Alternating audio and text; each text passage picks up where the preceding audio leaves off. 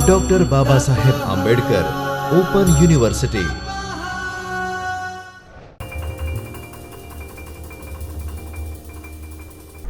नमस्कार मित्रों, doctor Baba Saheb Ambedkar open university के चैतन्य स्टूडियो में मैं डॉक्टर विरल पटेल आप सभी का हार्दिक स्वागत करती हूँ। मित्रों, आज हम बीए द्वितीय वर्ष हिंदी के चतुर्थ प्रश्न पत्र हिंदी काव्य भाग 2 खंड 4 जिसका नाम है आधुनिक काव्य भारतेंदु युग तथा द्विवेदी युग, जिसकी इकाई 14 भारतेंदु युगीन हिंदी काव्य स्वरूप और विकास का अध्ययन करेंगे। मित्रों, इस इकाई के अध्ययन के पश्चात हम तत्कालीन समय की राजनीतिक, सामाजिक, साहित्यिक परिस्थितियों को जानेंगे। साथ ही इन परिस्थितियों के कारण किस प्रकार से आधुनिक काव्य की शुरुआत हुई इसके बारे में भी जानेंगे। तत्कालीन युगीन हस्ताक्षर भारतेंदु जी के योगदान से परिचित हो सकेंगे। हिंदी काव्य को नई दिशा देने के लिए इस युग के जिन जिन कवियों की भूमिका रही है उन सभी कवियों का अध्ययन कर सकेंगे। साथ ही इस समय के हिंदी काव्य की प्रमुख विशेषताओं को भी हम जानेंगे। मित्रों, सबसे पहले हम लेते हैं राजनीतिक परिस्थितियों को, पृष्ठभूमि जिसको हम कहते हैं। मित्रों, जैसा कि हमें पता है कि साहित्य जो है वह समाज का दर्पण है। हमें जिस भी साहित्य को समझना है, जिस काल के साहित्य को समझना है, उस काल की परिस्थितियों से वाकिफ होना सब जरूरी होता है। जब तक हम उस काल की परिस्थितियों का अध्ययन नहीं करेंगे तब तक उस काल के साहित्य की मूल संवेदना को हम नहीं जान सकेंगे।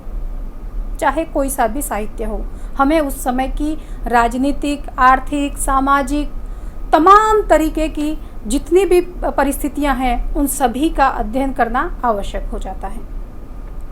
मित्रों, सबसे पहले लेते हैं राजनीतिक पृष्ठभूमि को। मित्रों, राजनीतिक पृष्ठभूमि को पढ़ने से पहले एक थोड़ी सी जानकारी मैं आपको दे दूं हिंदी साहित्य के बारे में। जैसा कि आपने पहले भी पढ़ा होगा, आप सब लोग जानते भी होंगे, फिर भी आप सभी को पता है कि हिंदी साहित्य के इतिहास को मूलतः 4 भागों में विभाजित किया गया है। एक आदिकाल, दूसरा भक्तिकाल, तीसरा रीतिकाल और चौथा आधुनिक काल। इसमें से हम आज आधुनिक काल के बारे में जानेंगे। इन 4 भागों के अलावा आधुनिक काल जो है उसके भी अपने उपविभाजन किए गए।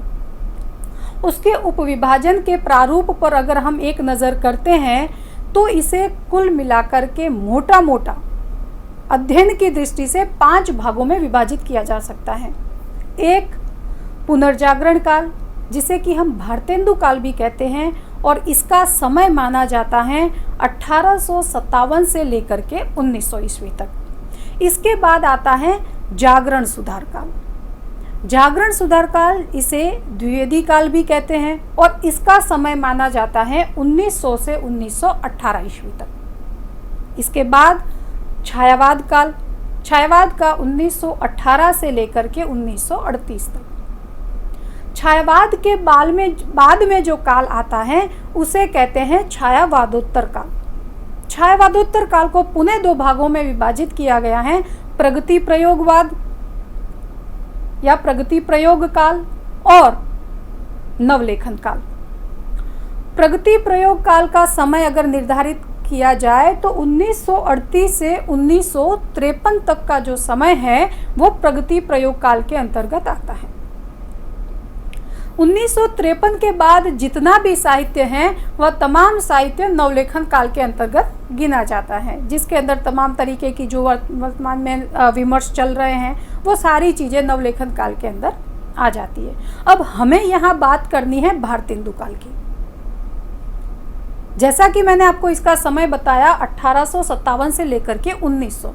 अब आपको भी पता है कि 1857 और 1900 के बीच का जो समय है वो कैसा था, और इसको पढ़ने के बाद ही हम उस समय के साहित्य का अध्ययन करेंगे। तो हमें काफ़ी सारी चीज़ें आसानी से समझ में आ जाएगी कि उस समय का साहित्य वैसा क्यों था। ठीक है, सबसे पहले लेते हैं राजनीतिक परिस्थिति को। तो मित्रों 1857 से 1900 के बीच का जो समय है वो भारत की आज़ादी की लड़ाई का समय रहा है, स्वाधीनता संग्राम का समय रहा है। और न केवल ये, अपितु 1757 ईस्वी से ही आधुनिकीकरण की जो प्रक्रिया है, भारत के आधुनिकीकरण की जो प्रक्रिया है वह 1757 से ही शुरू हो चुकी थी, जिसमें कहा जाए तो 1757 के बाद जो ईस्ट इंडिया कंपनी जो है, ईस्ट इंडिया कंपनी ने तत्कालीन नरेश नवाब सिराजुद्दौला को प्लासी के युद्ध में हरा दिया था। सिराजुद्दौला को प्लासी के युद्ध में हराने के बाद 1764 में बक्सर का युद्ध हुआ था शाह आलम के साथ में, शाह आलम और अंग्रेजों का 1764 में। इसमें भी शाह आलम जो है वो पराजित हो गया था। और उसके बाद 1765 ईस्वी में कड़ा का युद्ध हुआ था, वह भी शाह आलम और अंग्रेजों के बीच में हुआ था। और इस युद्ध में भी शाह आलम को हार का सामना करना पड़ा था। शाह आलम की जो बची कुची शक्ति थी वह सारी कड़ा के युद्ध में समाप्त हो गई थी। जैसा हमने देखा कि प्लासी के युद्ध में सिराजुद्दौला को हार का सामना करना पड़ा था, और जैसे ही सिराजुद्दौला हार जाते हैं बंगाल पर जो है अंग्रेजों का आधिपत्य हो जाता है। यहाँ बक्सर में शाह आलम को हार का सामना करना पड़ता है, और इसके बाद सम्राट शाह आलम जो है बंगाल, बिहार और उड़ीसा की दीवानी जो है, इन तीनों राज्यों की दीवानी इन अंग्रेजों को सौंप देते हैं। इसके बाद भारत में दो शक्तियां बचती हैं, जो एक है मराठा शक्ति और दूसरी है सिख शक्ति। मित्रों, सिखों का जो प्रभुत्व है वह केवल और केवल पंजाब तक सीमित था, लेकिन मराठों की शक्ति है वो व्यापक स्तर पर फैली हुई थी। व्यापक स्तर पर फैली होने के बावजूद अंग्रेजों ने 1803 में अस्सी और लासावरी के युद्ध में इनको पराजित कर दिया। और इसका मूल कारण ये था कि मराठों की शक्ति व्यापक स्तर पर फैली हुई जरूर थी, लेकिन उनकी आपसी फूट ने उनको हरा दिया था। तो इस प्रकार जो बचा कुचा क्षेत्र था वह भी अंग्रेजों के हाथ में आ गया था। उधर मैंने आपको बताया कि सिखों का प्रभुत्व केवल पंजाब तक था। मराठों को हराने के बाद में सन 1849 में अंग्रेजों ने सिखों को भी हरा दिया और पंजाब पर अपना आधिपत्य स्थापित कर दिया। मित्रों, विजय में अंग्रेज लोग इतने मदोन्मत्त हो गए थे कि वे केवल और केवल अपने स्वार्थ को देख रहे थे, और ये स्वाभाविक था। अंग्रेजों की नीतियों से ये जो तमाम चीज़ें हमने पढ़ी, और इसके बाद अंग्रेजों ने जो जो नीतियां हमारे ऊपर, भारत की जनता पर लागू की, इन तमाम नीतियों से असंतुष्ट होकर सन 1857 ईस्वी में एक व्यापक स्तर पर विद्रोह किया, जिसे कि 1857 का स्वाधीनता संग्राम नाम दिया जाता है। इस समय, इस संग्राम के बाद ईस्ट इंडिया कंपनी का जो है वह समाप्त कर दी गई, और भारत जो है वह ब्रिटिश साम्राज्य का उपनिवेश बन गया। मित्रों, ये तो थी राजनीतिक पृष्ठभूमि। अब हम लेते हैं आर्थिक एवं सामाजिक परिवेश को, आर्थिक एवं सामाजिक पृष्ठभूमि को। आधुनिक काल से पूर्व भारतीय गांवों का आर्थिक ढांचा जो था वह अपरिवर्तनशील था, स्थिर था, उसमें कोई बदलाव नहीं आता था, क्योंकि गांव अपने आप में पूर्ण इकाई थे। उस समय के सर चार्ल्स मेडकॉफ जो है वह इस संदर्भ में कहते हैं, भारत के गांवों के संदर्भ में कहते हैं कि भारत में गांव जो हैं वह छोटे छोटे गणतंत्र थे। उनकी अपनी आवश्यकताएं गांव में ही पूरी हो जाती थी, बाहरी दुनिया से उनको कोई संबंध नहीं था। कितने ही राजे आए, महाराजे आए, कितने ही राज्य नए बने, कितने ही उजड़ गए, लेकिन गांव वैसे के वैसे थे। क्यों? इसका मूल कारण यह था क्योंकि गांव के लोग जो हैं अपनी आवश्यकताओं की पूर्ति गांव के अंदर ही कर लेते थे। गांव में किसान होते थे जो खेती करते थे, अनाज पैदा करते थे और गांव में ही सबके काम आ जाता था। बढ़ई थे, कुम्हार थे, नाई होते थे, धोबी, तेली, जो भी पेशा था, कोई भी ऐसी जीवन जरूरत की या आवश्यकता की वस्तु ऐसी नहीं थी जो गांव की गांव ही में न मिल सके। और उस समय की मूल बात यह थी, खास बात यह थी कि जिस जाति का पेशा जो जाति करती है उस पेशे को दूसरी जाति के लोग नहीं कर सकते थे। उससे उन लोगों का जो व्यवसाय है वो कोई दूसरा छीन नहीं सकता था और उससे अपनी आजीविका जो है वो वे चलाते रहते थे। ये तो रही उस समय के गांवों की परिस्थिति। अगला आता है नगर की बात अगर हम करें तो 3 तरह के नगर जो हैं उस समय थे। नगरों को 3 भागों में विभाजित किया गया था कि किस किस तरीके के नगर उस समय होते थे। एक नगर ऐसे होते थे जो राजनीतिक महत्व की दृष्टि से महत्वपूर्ण होते थे, दूसरा धार्मिक स्थिति से महत्वपूर्ण होते थे और एक था जो कि व्यापारिक दृष्टि से महत्वपूर्ण नगर होते थे। मित्रों, इन नगरों में मूल्यवान वस्तुओं का निर्माण किया जाता था जिसमें रत्न जड़ित आभूषण हो, वस्त्र हो, चाहे सूती और रेशमी कपड़े हो, हाथी दांत की मीनाकारी हो, वस्त्रों की रंगाई पुताई, सब जो अभिजात्य वर्ग की ज़रूरत की वस्तुएं थी वो नगरों में बनती थी। इन सभी चीज़ों का इस्तेमाल ज़्यादा से ज़्यादा राजघराने के लोगों द्वारा किया जाता था। इस प्रकार मित्रों हम कह सकते हैं कि गांवों का अपना अलग घरेलू उद्योग था और शहरों का, नगरों का अपना अलग उद्योग था। और इसीलिए अंग्रेजों ने या अंग्रेज व्यापारियों ने इस देश को अपना बाजार बनाने के लिए यहाँ के बारीक धंधों को नष्ट करना शुरू कर दिया, क्योंकि उन्हें पता था कि यहाँ पर हम आसानी से व्यापार नहीं कर सकते। क्यों? क्योंकि गांव अपनी आवश्यकता की पूर्ति आसानी से कर रहे हैं, नगर अपनी आवश्यकताओं की पूर्ति आसानी से कर रहे हैं। ऐसे में अंग्रेजों को अपना व्यापार बिछाने के लिए, व्यापार का जाल बिछाने के लिए भारत के व्यापार को नष्ट करना ज़रूरी था और इसीलिए उन्होंने भारत के जो ये छोटे छोटे उद्योग धंधे थे उनको नष्ट करना शुरू कर दिया। रही सही कसर जो है नवीन सामाजिक व्यवस्था ने कर दी। अंग्रेजों ने सामंती व्यवस्था से आगे बढ़कर, चूंकि पहले जो है वह सामंती व्यवस्था थी और अंग्रेजों ने सामंती व्यवस्था को लगभग समाप्त करके पूंजीपति व्यवस्था शुरू कर दी। सन 1793 में कॉर्नवालिस ने जमींदारी व्यवस्था शुरू की, जमींदारी प्रथा शुरू की। सन 1820 में टॉमस मुद्रो ने इस्तमरारी बंदोबस्त शुरू किया और इन दोनों व्यवस्थाओं का फल ये हुआ कि जमीन जो कि बेचने और खरीदने की वस्तु नहीं थी उसको भी क्रय विक्रय की वस्तु बना दिया गया। खेती का व्यावसायीकरण हो गया, बाजारीकरण हो गया, क्योंकि अब जो है व्यापार बढ़ने लगा। इन सबके बावजूद भले ही खेती जो है उसका विकास हुआ, वह व्यापक स्तर पर फैली, उसका फलक बढ़ा, लेकिन इससे किसानों को कोई फ़ायदा नहीं हुआ।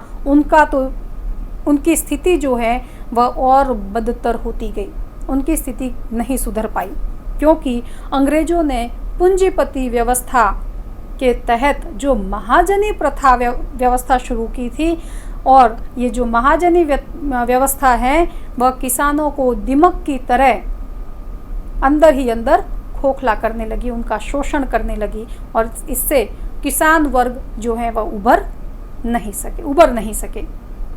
इसके अलावा अकाल और तत्कालीन समय में आने वाली महामारियों ने रही सही सारी कसर जो है वह पूरी कर दी। तो ये थी तत्कालीन आर्थिक एवं सामाजिक पृष्ठभूमि। अगला है शिक्षा का पश्चिमीकरण। मित्रों, शिक्षा की बात करें तो हमारी जो भारतीय शिक्षा प्रणाली है वो परंपरागत रूप में चली आ रही थी और उसका जो परंपरागत ढांचा था उसका लक्ष्य आध्यात्मिक और पारलौकिक था। लेकिन जो नवीन शिक्षा पद्धति थी, जो पाश्चात्य शिक्षा पद्धति थी, पाश्चात्य ज्ञान विज्ञान था, उसका लक्ष्य भौतिक और इहलौकिक था। हालांकि भारत ने ज्ञान विज्ञान के अनेक क्षेत्रों में अभूतपूर्व प्रगति की थी, चाहे वह दर्शन हो, चाहे ज्योतिष हो, चाहे गणित हो, चाहे औषधि विज्ञान हो। इतना ही नहीं, धर्मशास्त्र हो, चाहे व्याकरण शास्त्र हो, चाहे काव्य शास्त्र हो, इन तमाम क्षेत्रों में भारत के बराबर इस विश्व में कोई नहीं था। फिर भी अंग्रेजों के आने के बाद शिक्षा पद्धति में आमूलचूल परिवर्तन आया और तो और एक नई दिशा की ओर शिक्षा जो है वह आगे बढ़ने लगी।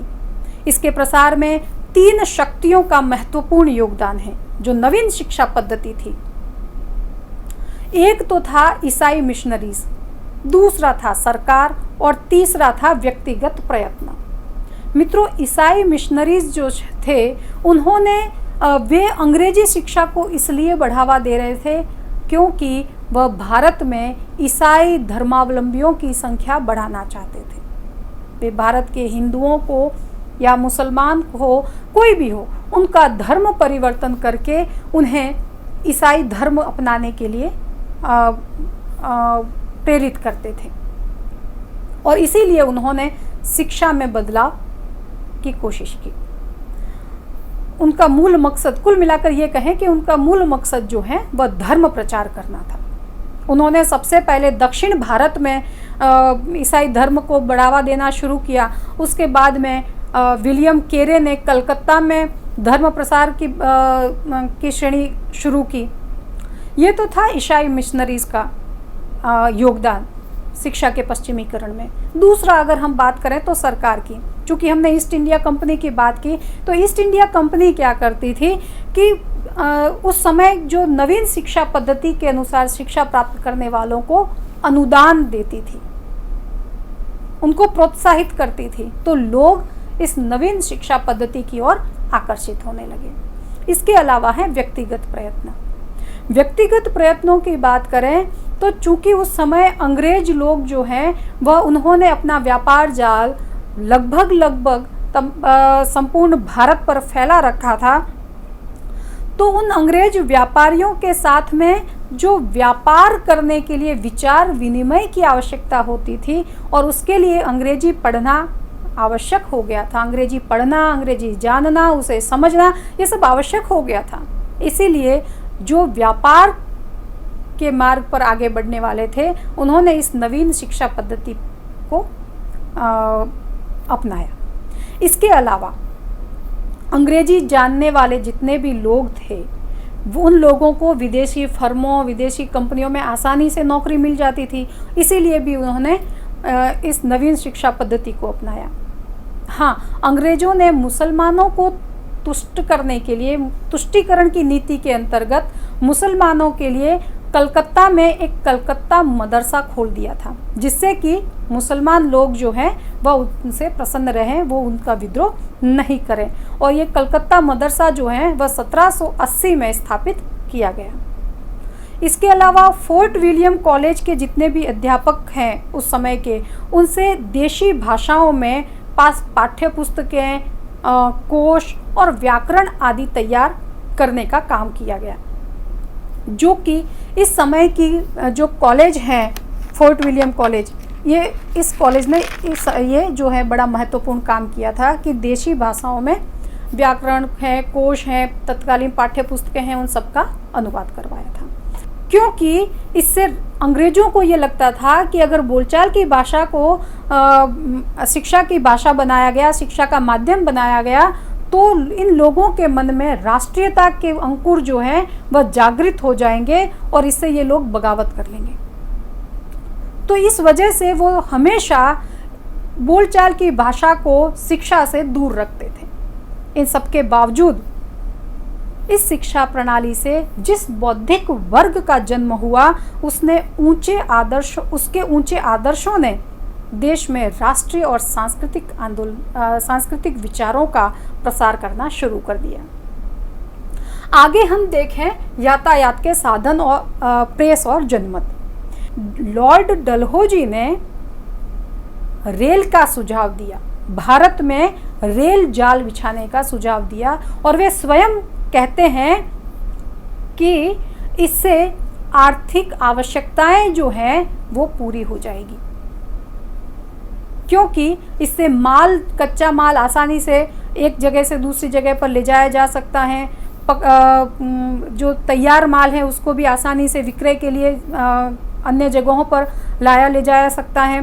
तो ये तमाम बातें जो थी लॉर्ड डलहौजी ने रखी, और इस प्रकार से रेल का जाल जो है भारत में बिछना शुरू हुआ। स्पष्ट है कि इस देश के सांस्कृतिक, आर्थिक और राजनीतिक विकास के लिए इसका आयोजन नहीं हुआ था, बल्कि इसका आयोजन इसलिए हुआ था ताकि अंग्रेजी व्यापार जो है, अंग्रेजों का व्यापार जो है वह फले फूले।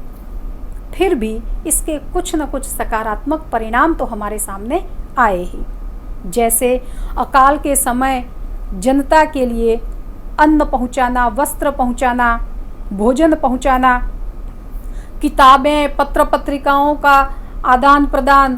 तो इस तरीके से, और जो दूरियां थी वो दूरियां जो है वह कम होने लग गई, घटने लग गई। संपूर्ण देश जो है एक सूत्र में बंधना शुरू हो गया। तो यातायात के इस साधन ने भारत के लिए सकारात्मक परिवर्तन लाया। भले ही अंग्रेजों का स्वार्थ कुछ और था, लेकिन भारत के तो ये हित में ही था। अगला आता है प्रेस और जनमत। भारतवर्ष में मित्रों पुर्तगालियों ने एक मुद्रण यंत्र स्थापित किया था। बाद में मद्रास, कलकत्ता, हुगली, बम्बई आदि स्थानों में छापे खाने भी स्थापित किए गए। अंग्रेजों तथा मिशनरियों ने इससे समाचार पत्र भी निकाले। मित्रों, उन्होंने इसका प्रयोग पैम्पलेट बनाने में किया था, जिससे कि वो ईसाई धर्म से संबंधित पैम्पलेटों को बांट सके और ईसाई धर्म का प्रचार कर सके। अपने देश के संदर्भ में अगर बात करें तो पत्र निकालने की पहल सबसे पहले राजा राम मोहन राय ने की थी। सन 1821 में संवाद कौमुदी नामक साप्ताहिक बांग्ला पत्र का प्रकाशन आरंभ हुआ था। इसके बाद तो समाचार दर्पण, बंगदूत, उदंत मार्तंड, प्रजामित्र आदि आदि अनेक पत्र पत्रिकाएं जो है निकलनी शुरू हुई थी। आगे अगर बात करें भारतीय जागरण की, इसमें वो बिंदु नहीं है, भारतीय जागरण के बारे में मैं छोटी सी बात बता दूं, क्योंकि ये बहुत महत्वपूर्ण बिंदु है। ब्रिटिश राज्य की स्थापना के कारण भारत की अर्थनीति, शिक्षा पद्धति, यातायात, इन तमाम चीज़ों का आधुनिकीकरण प्रारंभ हो गया था, और जो कि पुराने धार्मिक संस्कारों और रीति नीति से बिल्कुल मेल नहीं खाता था।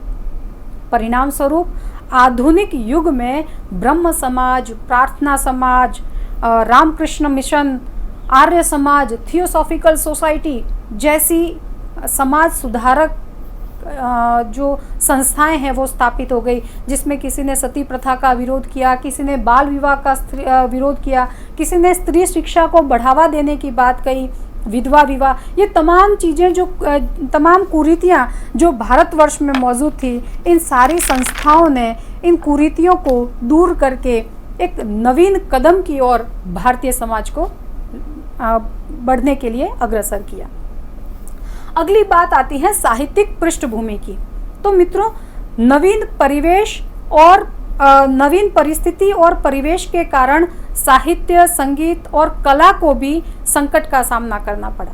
उनको आश्रय देने वाला कोई नहीं बचा था। जैसा रीतिकाल में हमने देखा था कि उनको आश्रय देने वाले बहुत सारे लोग हैं, बहुत सारे राजा महाराजा जो है उनको आश्रय देते थे, लेकिन ऐसी कोई बात जो है इसमें नहीं थी। इस समय साहित्य के मूल में पुनरुत्थान न होकर के नवीन जागरण क्रियाशील था। राष्ट्रीयता इस काल का मूल स्वर था। 1947 तक इसमें कहीं भी शिथिलता नहीं दिखाई पड़ी थी। मित्रों, यहां तक हमने बात की पृष्ठभूमि की। ये था भारतेंदु युग की पृष्ठभूमि। अगले अध्याय में हम पढ़ेंगे कि किस प्रकार से भारतेंदु हरिश्चंद्र का इस समय आविर्भाव होता है और भारत की जो स्वतंत्रता संग्राम है या स्वतंत्रता संग्राम का जो 1857 से 1900 तक का जो दौर है उसमें किस तरीके का साहित्य रचा गया, भारतेंदु मंडल के कवियों ने किस तरह से उनका अपना महत्वपूर्ण योगदान दिया और किस प्रकार से खड़ी बोली हिंदी जो है वह साहित्य के अंदर धीरे धीरे प्रवेश पाने की कोशिश कर रही हैं और नवीन गद्य शैलियों का भी आविर्भाव इस समय धीरे धीरे भारतेंदु जी के हाथों होना शुरू होता है। तो आज इस टॉपिक के अंतर्गत इतना ही। आगे जो चीज़ें बची हैं जो मैंने आपको बताई, जिसमें भारतेंदु का योगदान है, भारतेंदु मंडल के कवि जिसके अंदर प्रेमगंज, जगन मोहन सिंह, राधाचरण से गोस्वामी, इन तमाम जो कवि हैं और भारतेंदु युग की विशेषताएं, भारतेंदु युगीन साहित्य की विशेषताएं, इन सभी का अध्ययन हम अगले अध्याय में करेंगे। नमस्कार।